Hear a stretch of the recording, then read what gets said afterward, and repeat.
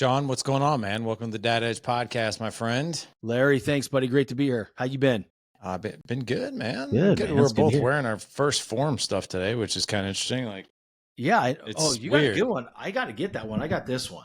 I like that one. That's It's a good red. one. Got I some red in there. Yeah, I got my water bottle here too. So I have mine too, yeah. except for mine's. Oh my Lord. Yeah. And it's so motivational too. It tells you like Does. you did it. Good morning. I did. Keep chugging. This is actually, dude, the first time Yeah. that I'm actually behind on water. I'm usually Really? actually several hours ahead. I actually usually, for those of you guys not watching us on YouTube, it's a gallon. So, and it's got like every 2 hours gives you like a little reminder on this thing. But normally I drink 1.5 of these. Sometimes just depending on the day, I'll drink 2. But I love water. But dude, we're the same guy. I'm looking. I can look right here. I can tell you, I've already had 162 ounces of water today. What, dude? It's 1:40 in the afternoon. I'm telling you, man, I wake up in the morning, I have 40 ounces right away. I hydrate, and then I have my coffee, and then I eat, right? And I usually have another glass, and then I'm at the gym. And at the gym, I'm like a horse, man. Like, I take the 45-minute walk before, so I'm drinking water. And then throughout the workout, the lift is like another 45 minutes to an hour. So I find myself fully hydrated by the time I even leave the gym. And so the rest of the day, I just know like, okay, like bonus. Every couple hours, I just pound some water and I'm good. All right. So I'm just letting you guys know for this show, there's going to be at least 3 mid-roll insertions of advertisement because we got to give Shawn a bio break. So, every 15 minutes at least, because he's going to have to pee. I think I took care of it though. I think I'm good. I went like 3 times before we hit record. So we're good. That's great, man. So, it's interesting about the first 4, like, so you mentioned this shirt. I got to tell you, man, I do love their clothes. Like their shirts are pretty darn amazing. They don't go cheap on the shirts, but, and they're great workout gear. So the way they fit and everything. Yeah. I tell you what, man, they're great partners. I feel great. I'm blessed to work with them and to have their supplements and to have their clothes. It's incredible. To your point, you throw on a shirt and no matter what day it is, you feel like you're just jacked. You know what I mean? It's just like, wow, feel good. Yeah. This is great. I look good in this. My wife's like, why are you always wearing First Form? I was like, can you see the way I look in this shirt? Like, I'm going to wear it. Oh my God. That's great, man. Yeah.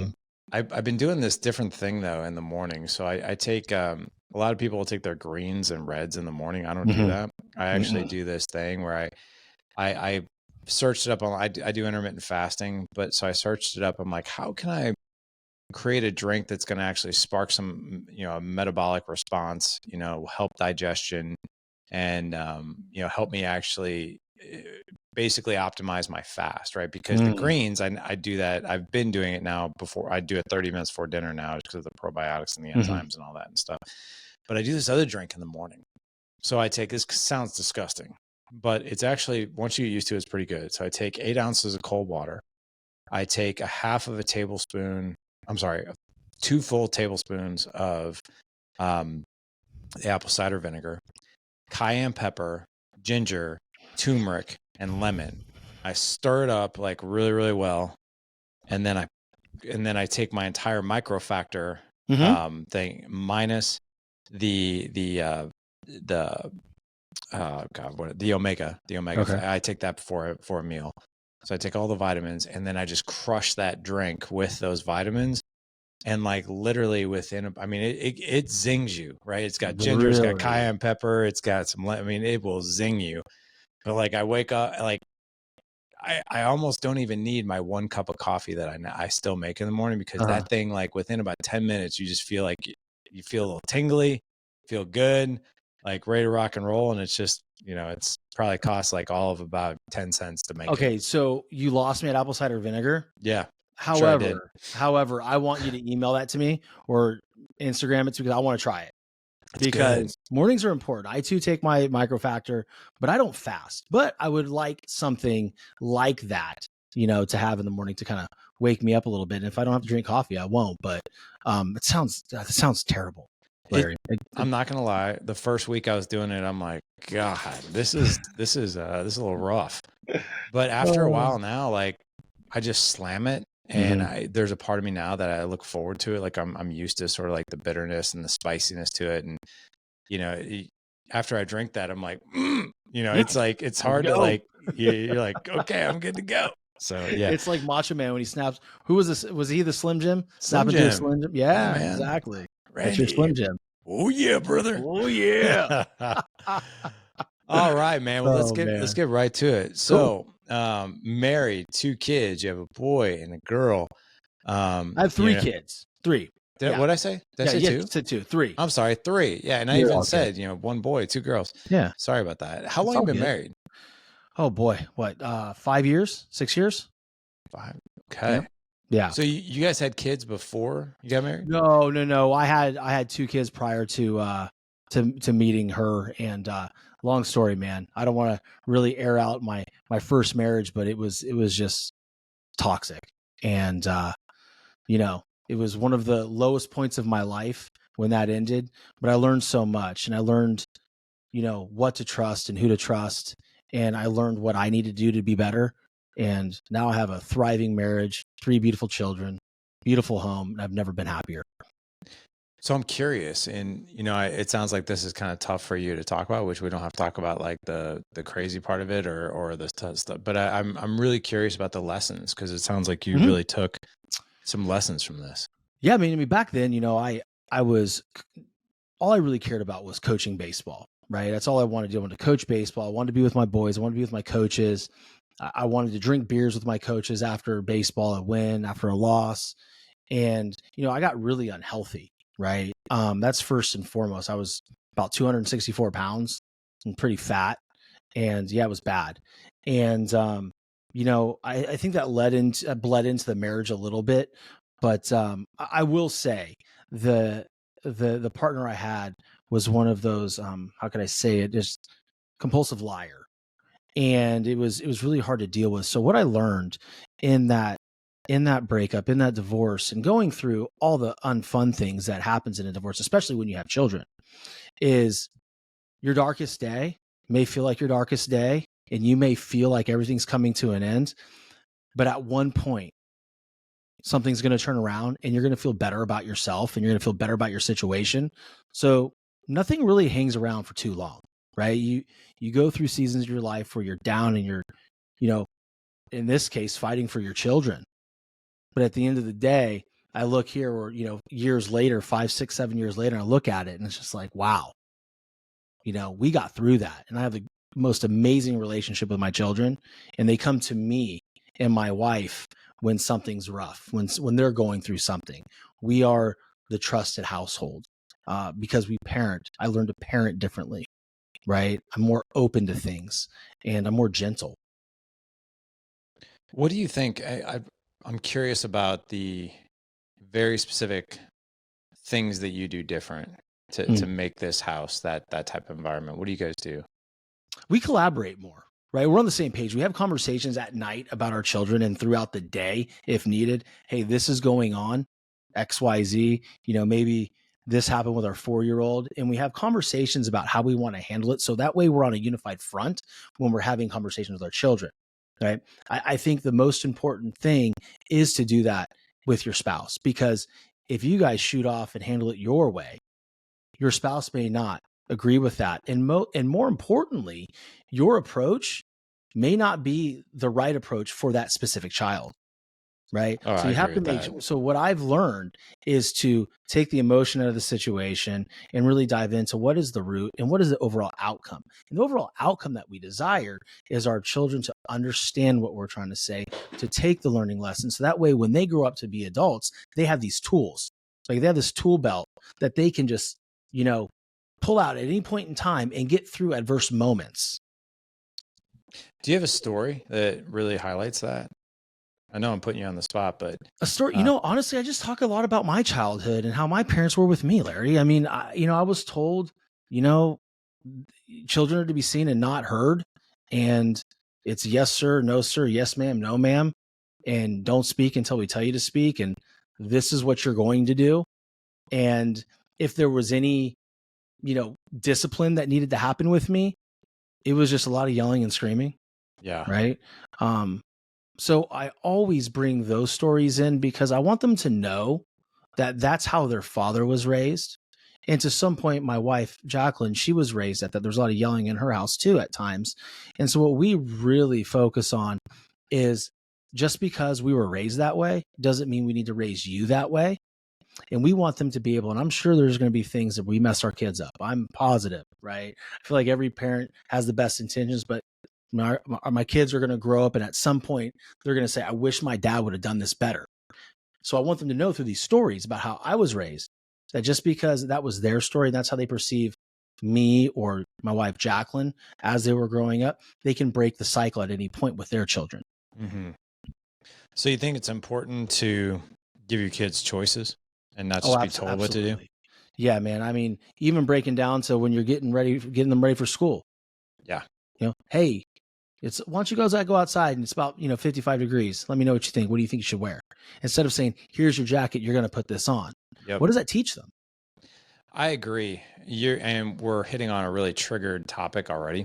Mm-hmm. So anytime I've put it on our Instagram or YouTube or whatever about, we're good about giving our boys choices, right? Now, there is a time and a place where we tell them what to do, mm-hmm. right? And I think there is a time and a place for that. We took a class a long time ago when we first had our two, when they were really young, called Love and Logic. And Love and Logic is great. And one of the foundational tools that they teach you is give your kids choices. And I remember when our kids were 4 and 2, years ago. And I was like, don't you just tell a kid what to do? Why would you give them choices? Well, these two guys these two doctors that came up with Love and Logic, they really know the child psychology and human being psychology. And I'll never forget raising my hand. I'm like, aren't we supposed to just tell them what to do? And the guy who is instructing it, just came back with this awesome comeback. He's like, you could, he goes, but is your job and mission in life, do you want to have your kid just take orders and be told what to do their entire life? Or do you want to actually raise someone who critically thinks and can make decisions on their own?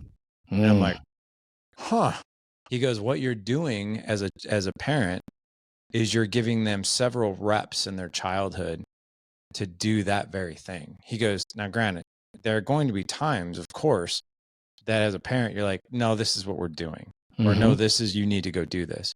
He's like, but try to follow the 70-30 or 80-20 to where the choices that you give them, you don't care.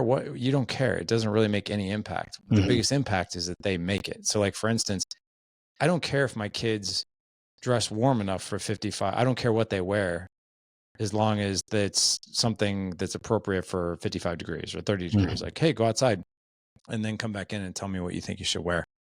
Right? Be like, oh, it's these jeans and this hoodie and maybe this jacket. Okay, cool, great. I don't care. Wear that.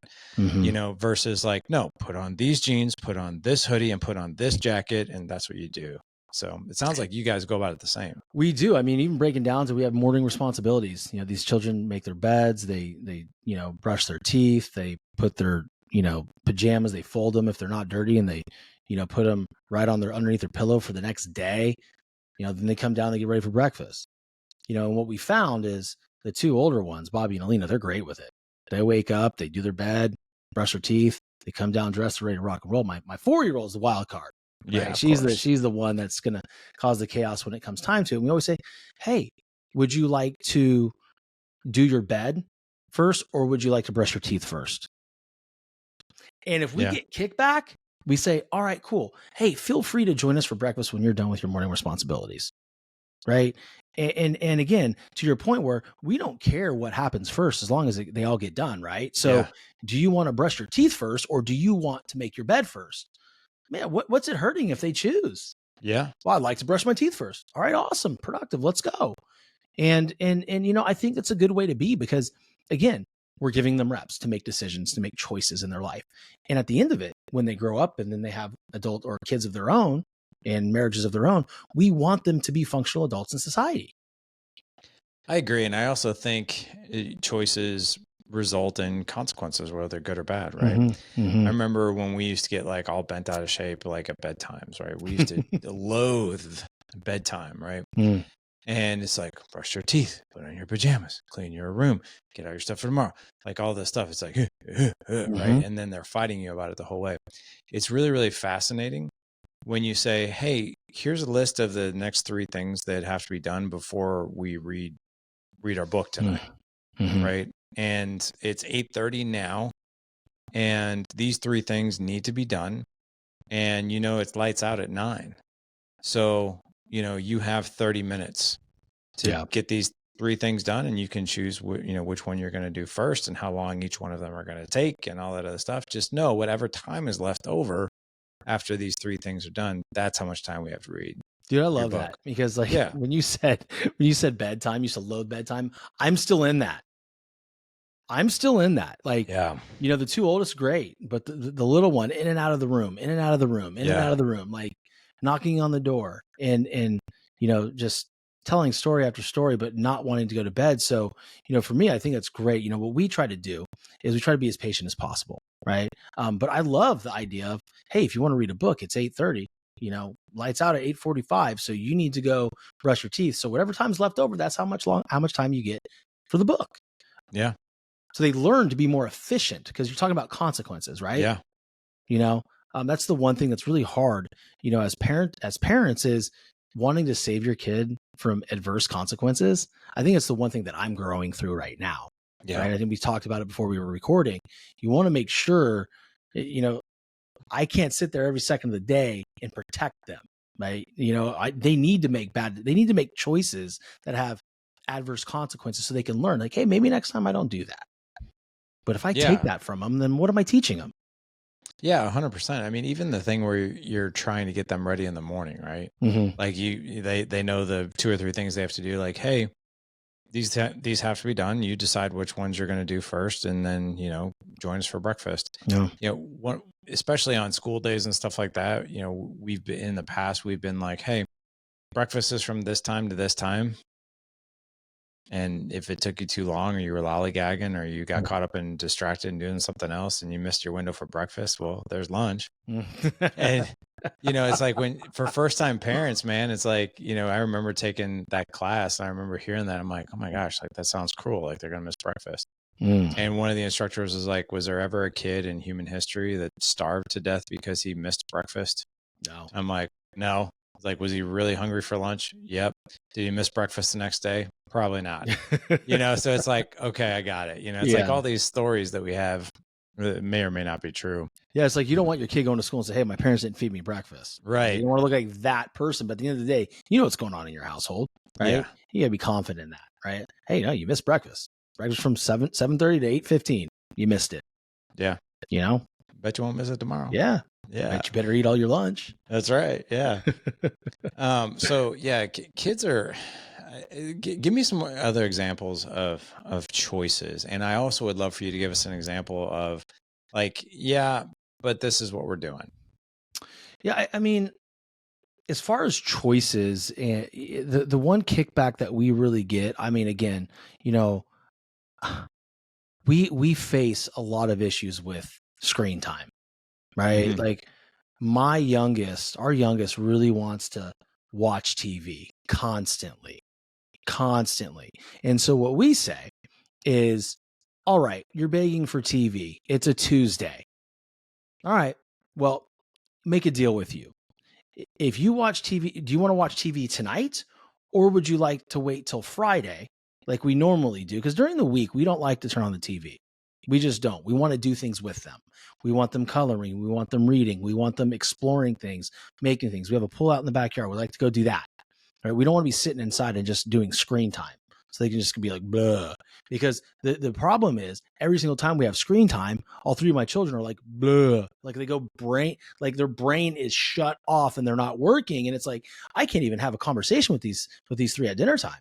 Right? So we give choices, right? Again, it's like, hey, if you watch TV, do you want to watch TV now, or would you like to color? Because if you watch 30 minutes now, it's going to take from your Friday. What would you like to do? And I'm gonna rewind to Friday now. If they choose that on a Tuesday, and this is something small, because my kids are little, right? I don't have any big life altering, choices right now. It's about screen time and trying to keep them out of the pantry eating junk food, right? That's what we're dealing with now. But hey, all right, I want to watch TV. Well, wait a second. You said we chose Tuesday. And now it's Friday, and we told you it was going to take away from this time. You made the choice. And then the little one will throw a fit. I'm sorry, this is what we're doing. Mm-hmm. Would you like a hug? Would you like a hug? Do you want a hug? You know, because a lot of times my 4-year-old will de-escalate once you say, would you like a hug? And a lot of times you just have to do that. But, you know, putting our foot down to boundaries that we've set in our household, we'll give choices to a certain point. But we certainly don't want them, you know, pulling the whole screen time and hustling us for extra on a Friday if they choose on a Tuesday. You know, that's when we say, like, no, that's not what we're doing. Yeah. We're not doing that. Right. You know, that's the one thing that I can think of. It's like I said, it's a very small scale thing, but anybody, I mean, you've had small children before, you know what that's like, you know? Oh yeah. And we've got teenagers now, you know, and one of them, we call him Priceline because he's always trying to negotiate, you know, and it's now a joke because he knows for the most part, we're not budging on our decision. He's like, well, what if I'm like, no. Yeah. No, we're not these doing are that. these are your choices right here. Yeah. I've already highlighted them. Well, what if we know? Well, but then no. You know, it's like that. I would add, Larry, manners are like a no, that's what we're doing. I mean, straight up, like, you know, when you walk into a room, you address the individual, right? Especially if you're going somewhere with us and you're in a safe place. Hi, how are you? You get on a plane. Hi, thank you. Appreciate you.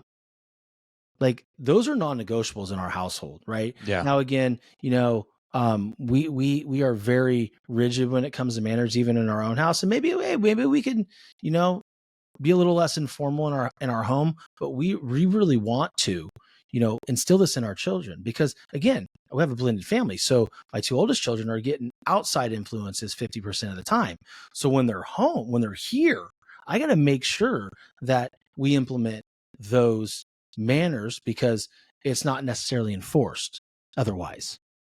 So give me an example of manners in the Shawn French household. Is everything yes sir, no sir? May I please have some more, sir? No, sirs. They don't need to call me sir. They need to call my wife ma'am. But, you know, if they would like something, I'd like a please. Yeah, you know, 100%. You know, and again, like, there's a lot of times my middle child will be sitting there and I'll get all the breakfast ready and I'll sit down with them and now I'll be eating. Can I have a Mandarin? Like, to me that's rude, right? So wait a second. Like, I was like, Alina, how would you like to ask that question again? May I please have a Mandarin? Yes, you may. Would you like to get up and go get it? Or are you asking me to go get it? Oh, I can go get it. You may be excused. Right? Yeah. So it's like that's the thing that we deal with here is, you know, we do want nice responses and politeness because we want them to do that for their teachers. We want them to be polite to their friends at school and their coaches and their, you know, ice skating coaches. So, you know, one of the big things is, you know, when you say, hey, Larry, what? No, I like a yes. You know, yes, Dad. You know, that to me is the manners that we instill in this household. Because, again, I don't want them to be in 5th grade or 4th grade and their teacher go, hey, Bobby, what? Yes, Mr. So-and-so. Like, that's how you address people. So you're not like, what do you want? No, what do you want? Right. What do you want? Hey, listen, I'm not perfect. Let's get that out of the way. Like, my wife is an angel. I am not. She is better than me in every single way. Like, I will show frustration in those moments, you know, not all the time, but sometimes I will. And I'll be like, no, I'm eating. Like, it's my time now. Like, your dad needs to eat. You've already had eggs, you've had toast, you've had blueberries, and now you want more. You're going to wait. Yeah. No, I agree with that. I also think, you know, obviously manners are one thing.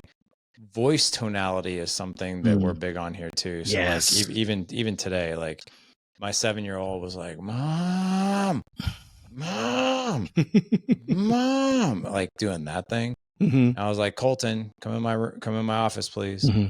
And he comes in and he's like doing this Eeyore. thing. He had the Eeyore going. Yeah. And I'm like, hey, number one, what's going on? He's like, I want chocolate milk. I'm like, yeah. I was like, I get that. I was like, how do we talk to other people here? What is the tone that we want to use in our voice?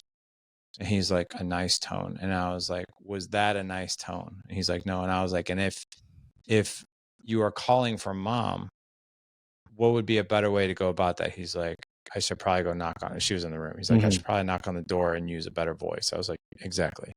I was like, and then the word, what other words do we need to include? And he's like, please. I'm like, okay, so what would it sound like? He's like, and then there was a part of, he's just like, please have some milk. And I was like, pretty good. Yeah. But what would you want to do with your voice? And he's just like, may I please have some milk? And I'm like, one more time without the deep sigh, right? He's like, okay. He's like, Dad, may I please have some milk? And I'm like, yeah. I was like, you can have some milk. I was like, so that's, that's how we ask. And we want to make sure that we use the right voice tone, right? And to where we're not, because that's not, I truly believe that is not how we want to reward behavior. Like our kid, and I think all little kids kind of get into this too. We're starting to see this a little bit with our 7-year-old. He's kind of got this thing where he'll pull the, if I start crying card, like people will give in to me. And we always, I mean, now granted, depending on if he's like hurt, like physically or emotionally, that's one thing. But if he's pulling the crying card because he wants what he wants, we know that too, right? Yeah. So it's like, hey, I understand you want this.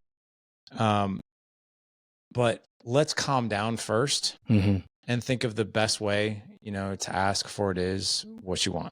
Yeah. And sometimes it's a minute and sometimes it's like, it's a flip of a switch, right? Because he was doing it to do whatever, right?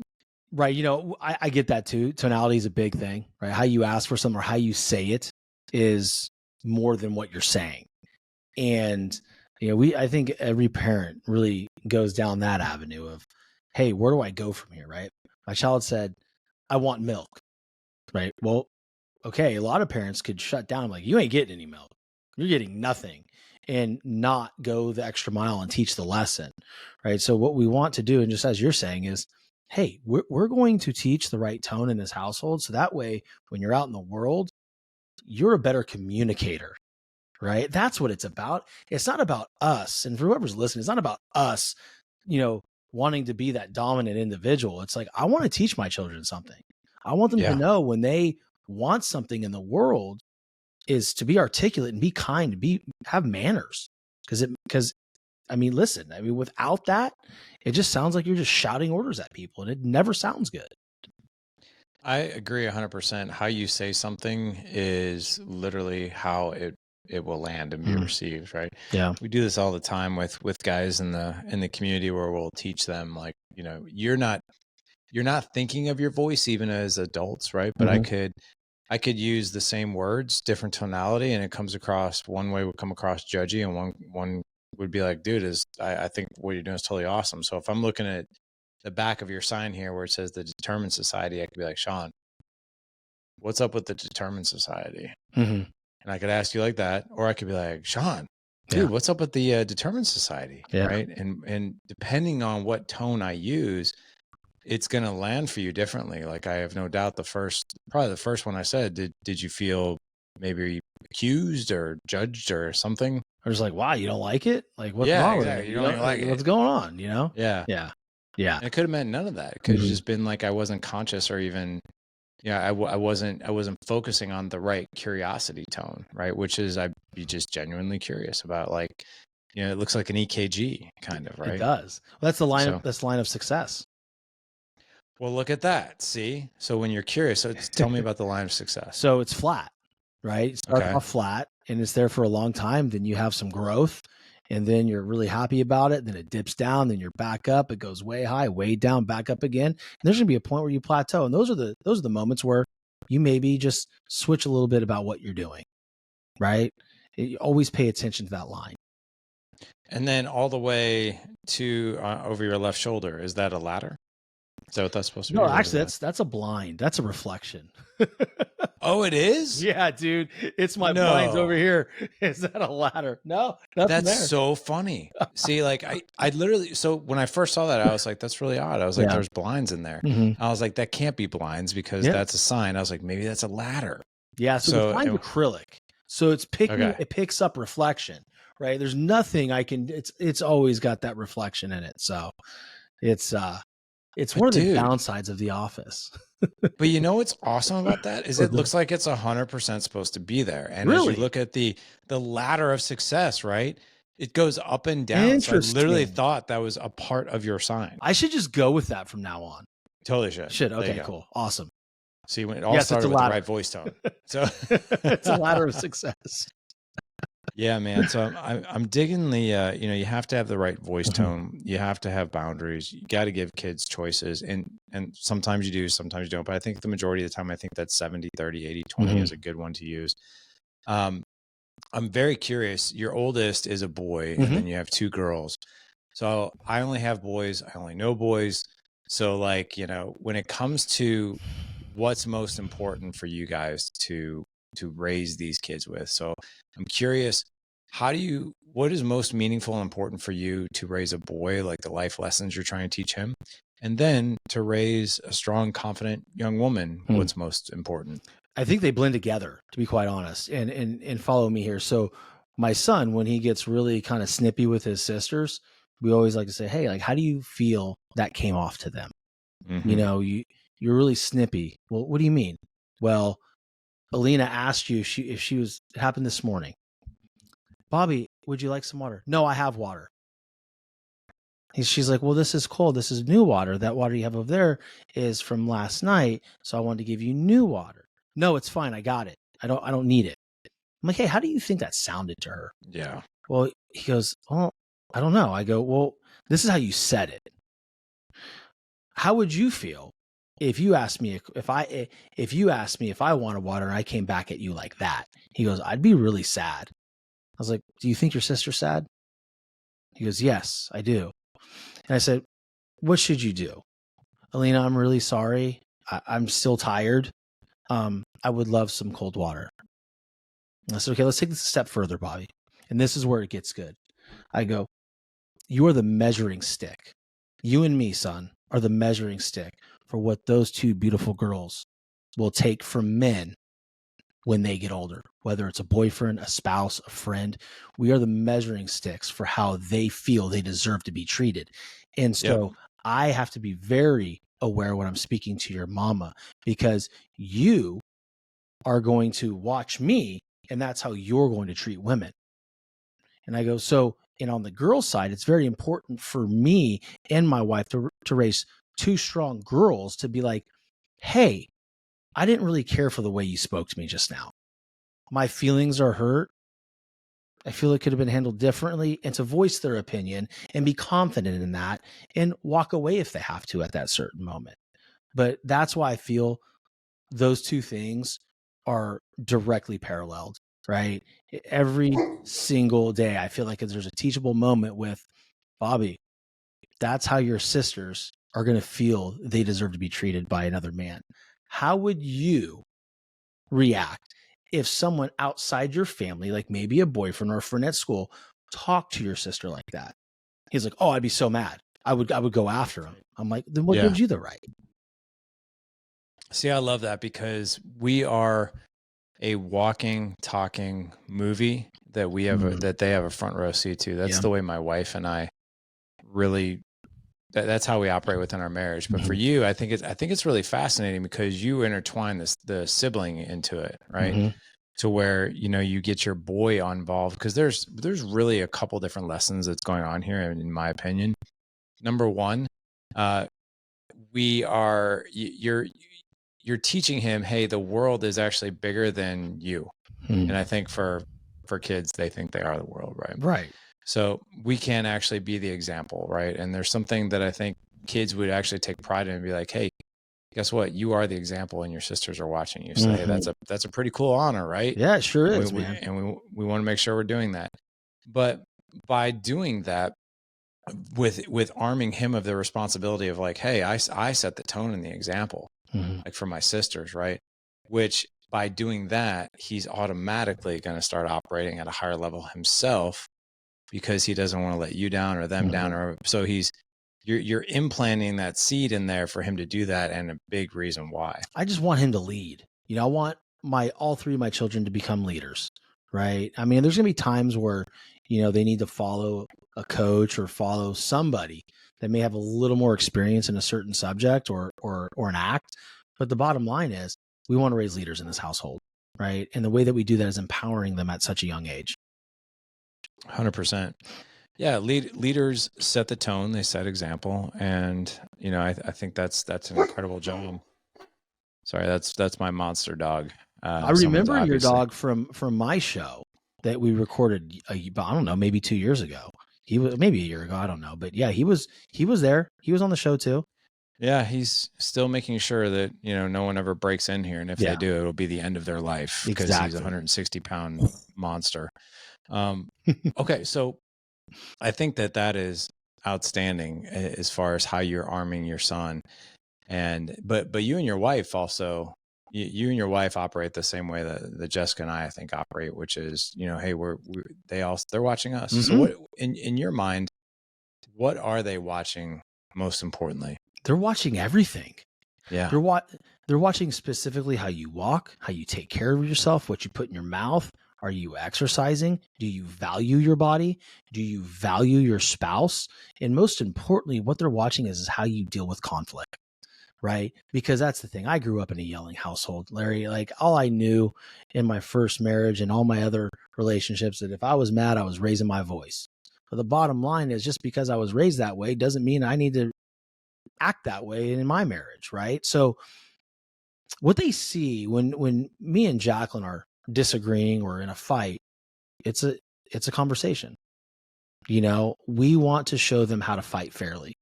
And if we get to a point where we get really upset, I'm upset right now, let's take a break. Let's come back here in about 10, 15 minutes. Is that okay? And we all have different boundaries, right?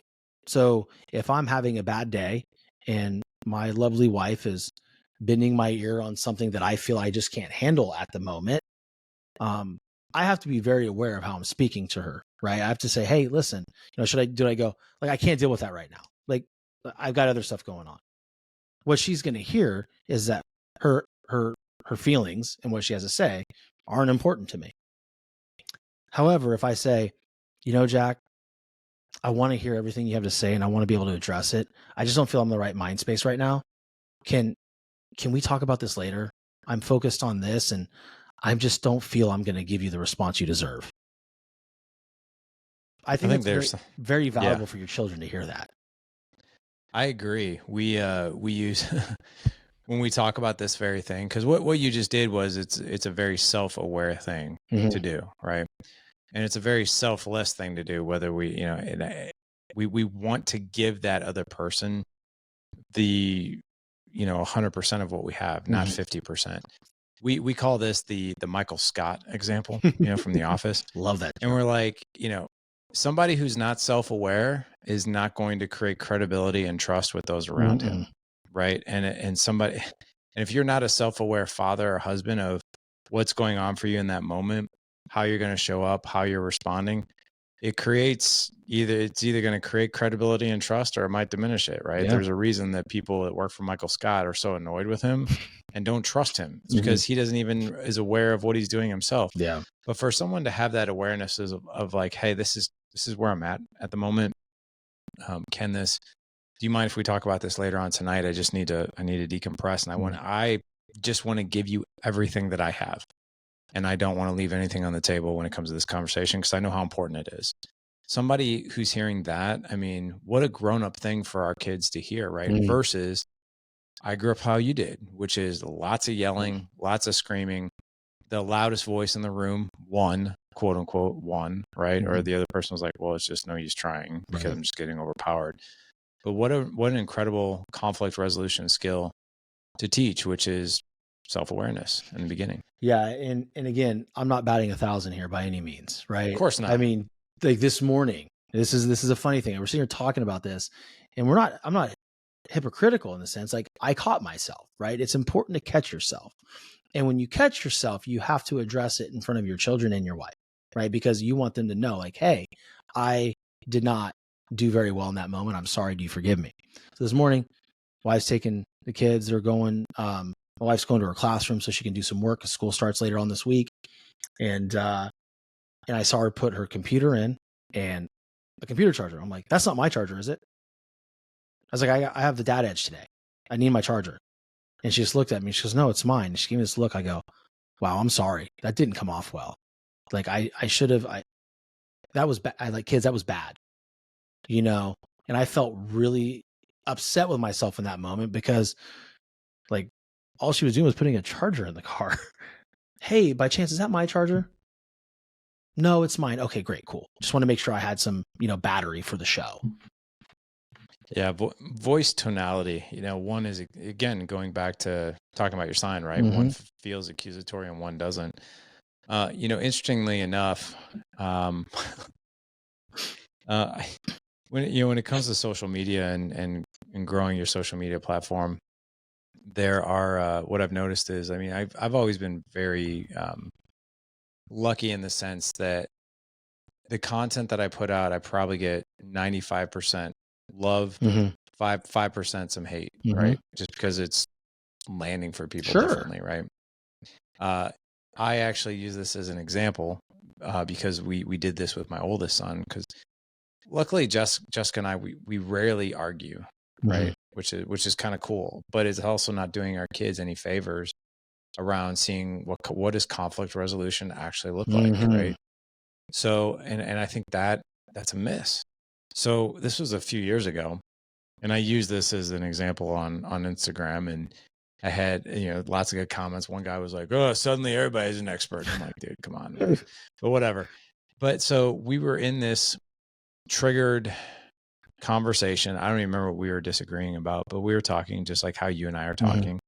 But you could tell that the tone was a bit more serious, right? Versus lighthearted like they usually see us. And my oldest son walks by us as we're talking at the table. He stops and he goes, "Are you two fighting?"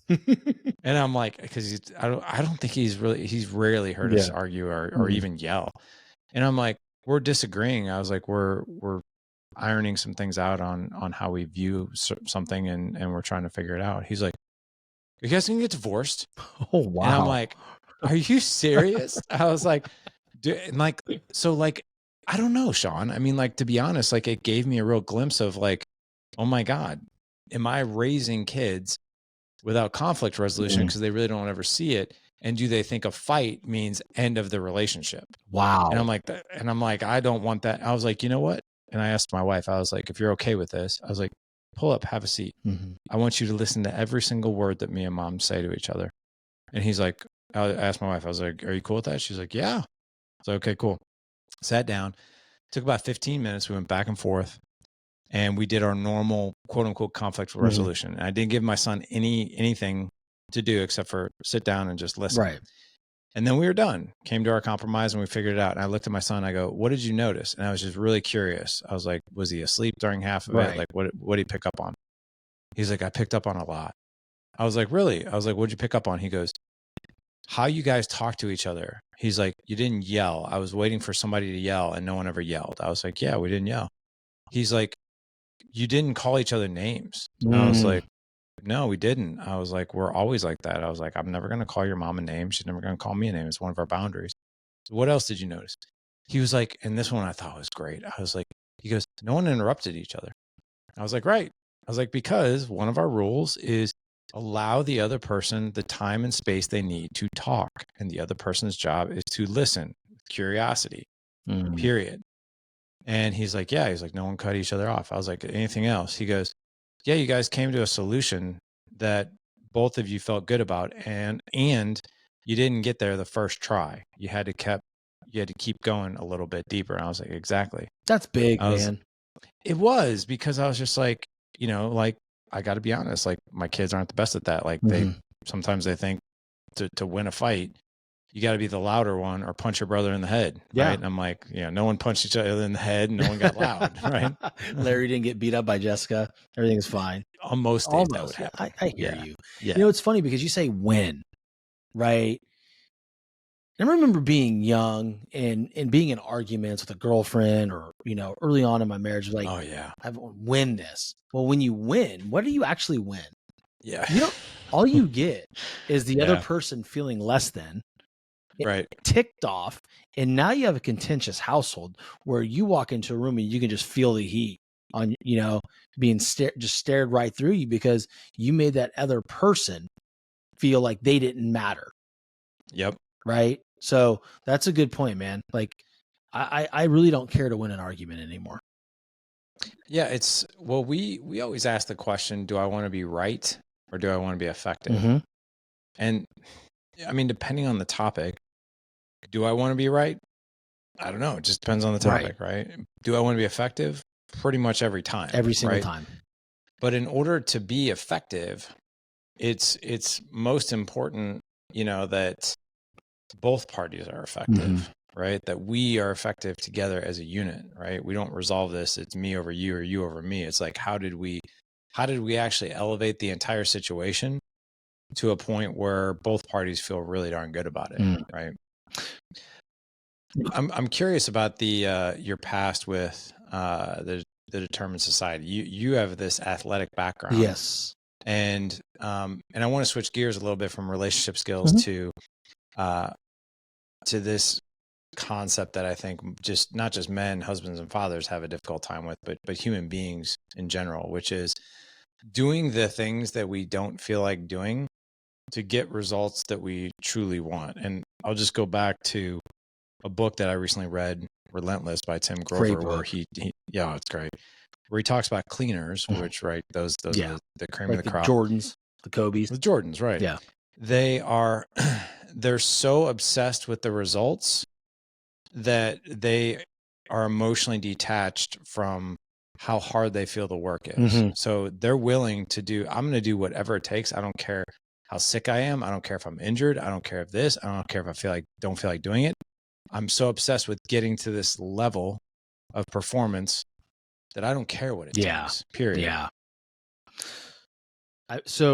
I mean, for me, I believe people are lacking in a few areas, right? If they are not getting the results that they want. 1, self-belief.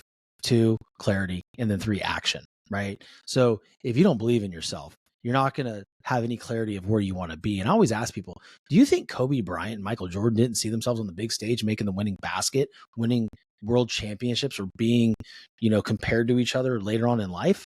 I can bet you Kobe Bryant was sitting there developing, saying, I wanted to be in the same sentence as Michael Jordan. Heck, I'm going to be in the same sentence as Michael Jordan. He held that on the movie screen in his mind, and he believed it so deeply, and he felt the feelings. I have goosebumps thinking about this, right?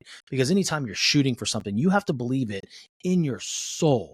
And then you take action, right? You go out there every single day doing what you need to do, because if you don't, you're not going to be that dude or that girl. Right? It's not about doing it when you want to. Anybody can do that. And if you're waiting for that magical fleeting emotion called motivation, man, you're going to be waiting a long time. I woke up today and I told you I was a shrunk version of myself. Like I was just in that low energy, and I needed to go do my workout. I needed to do the 45-minute walk to elevate myself and to give myself more evidence that I am willing to do what it takes. Right. And I think that a lot of people get caught up right there. And they go, well, I just don't feel like making that sales call. I don't feel like going out to the garage and, hitting off the tee because my girlfriend broke up with me. I don't really want to go shoot 100 free throws. They know they need to, but their actions aren't lining up with their plan. And so they are not performing at their highest level. Yeah, I think if everyone waited till they felt like doing something, the world would be in a much different place than it is right now. Truly so. I think that, so I wrote these things down, which is, you mentioned self-belief, clarity, and action. And you also said that magical word of motivation. I can't remember what mentor told me this, but they're like, if you want to be motivated, go take whatever action it is that's going to get you to that result, and then you'll be motivated. And I was like, so what do you mean by that? That action actually needs to come before motivation? He's like, every single time. He goes, that's what's wrong with a lot of what we're waiting for. Somehow we're waiting for this grandiose inspiration to come hit us in the heart, and then we'll take action. He's like, what so many people, they miss out on their biggest potential is because they don't understand that actually comes second. It doesn't come first. I was just talking about this with Sean Patrick Flannery. Do you know who that is? The actor? Yeah. He's a big jujitsu guy. And his kids are wrestlers. And he's like, wrestling is like literally, you put somebody, you mentioned basketball. He's like, you put somebody out on the basketball court and they're having fun taking shots, right? He's like, they get on the baseball field, they're having fun like hitting the ball and throwing the ball. He's like, you put one wrestler up against another on their very first day of practice and they're getting thrown around and pinned down and pummeled and taken down.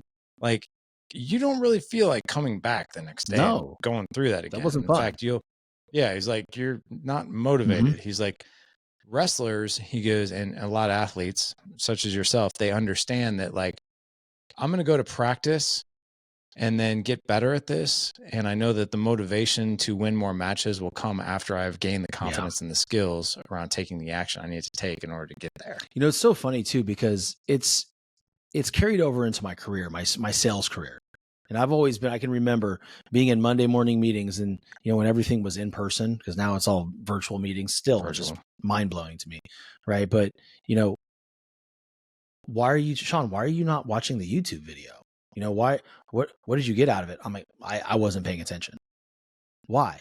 Because that doesn't do anything for me.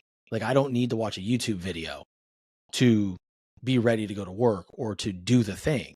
I'm thinking of, what does my activity look like today? That's what's driving me, right? Because that's discipline, right? That's what I know is going to get me to be that motivated person the next day. Like, hey, yesterday was a great day. I did X, Y, Z. I moved forward in this aspect, right? It's not going to be a YouTube video for me. I got to be honest. It's not. That never triggers me to be motivated. Same. I will say this though. It's not necessarily I'm dependent on the YouTube video to get me all jacked up or whatever and ready for the day. But there are times where I'm desperate to get inspired while I'm on the treadmill, right? Yes. Or whatever. And I'll be like, and it'll pop, somehow YouTube reads my mind. And when I log into YouTube, it's see it right there on my feed. Like, overcome any obstacle. And you see a picture of Goggins. It's like 11-minute video. Andy screaming and you're like, oh my God, I got to hit play. Right. Exactly. And then I'll be like, you know what? I could use a little bit of that right now. And I'll watch it. And what I find is that it intensifies whatever activity I'm doing, but I didn't need that before to get on. That's the key. Right? And that's the key though, Larry. You were already doing it. You already pushed through that mental barrier of not wanting to do something, that lower level self of yours. You're like, no, I'm going to do it anyway. Yeah. And then, if you need a little bit while you're there, absolutely. There's moments. There's a song. It's a remix. It's got Eminem. Oh my gosh. Roy Jones Jr. The song Can't Be Touched, where Rocky is he's the intro. He's like, let me tell you something you already know. Life ain't all sunshine and rainbows. You know what I'm talking about? I have not. I know exactly what speech you're talking about. It's one of my most favorite speeches in any movie history. I'm going to send you this. But I don't know the song. I'm going to send you the song. I don't know the song. It is. Yeah. So like, there's moments where I'm in my lift and I'm like, I need this right now. That's my go-to. And then it comes on and then a switch just flips. Like, and I'm zoned out. There's no feelings about anything other than what I need to do. In those moments, I agree, having something that you can go to call on for that extra push, but never to get me there. Right. No, I love that, man. And please send me that song. I'm dying. Absolutely. So we've talked about a lot of different things here, which I want to just recap a few things, which our kids are always watching. Right? We know that they're always watching us, but I really think it's cool that you put your son, especially, into more of that leader role. And he's 9. He's got 2 sisters behind him who's watching every movie he makes, and I think it's great that you stake a flag in the ground and say, hey, how you and I operate and how we interact with them is going to be their tolerance level for all the jokers that come into their world, right? Also giving kids choices and being very clear with that. Voice tonality was something we really hit upon. Conflict resolution with our wives. And then also doing the things that necessarily we don't really feel like doing. And I love the 3 points of self-belief, clarity, and action. Yeah, as we wrap up here today, just any final advice that you have for the audience? I would just say the thing that you're resisting the most, whether it's making the sales call or having that tough conversation with your wife, your husband, or your children, or, making a change in your life, whether it's physical or, emotional or your career, just make the choice, right? Because the longer you sit there, the more turmoil is going to be going on in your own mind. And that's not good for you and it's not good for anybody. So I always like to say, make the call, whatever it is, make the call. Do it anyway. Do it. What do you have to lose? Do the things you don't feel like doing to get the results that you desperately want. It's music. Right? It's magical. It is.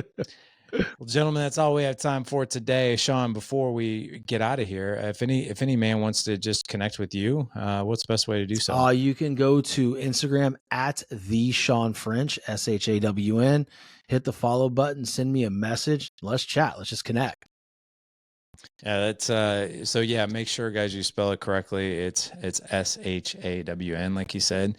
Don't be getting it mixed up with the EAN. Yeah, it's CN. We'll have all the links in the show notes for you guys, not to worry. Again, guys, this particular show is sponsored by our friends over at First Form. Make sure you guys, and as we and me and Shawn we looked apart today, which is kind of funny. It's almost like we called each other. We'll have their link that you guys can order through them in the show notes as well. Head on over to thedadedge.com/Friday121 for this show. Again, thedadedge.com/Friday121. Or if you're interested if you're interested in our friends over at First Form, go ahead and go to firstform.com/dadedge. And they'll take good care of you. Any orders over $75, they're going to give you free shipping.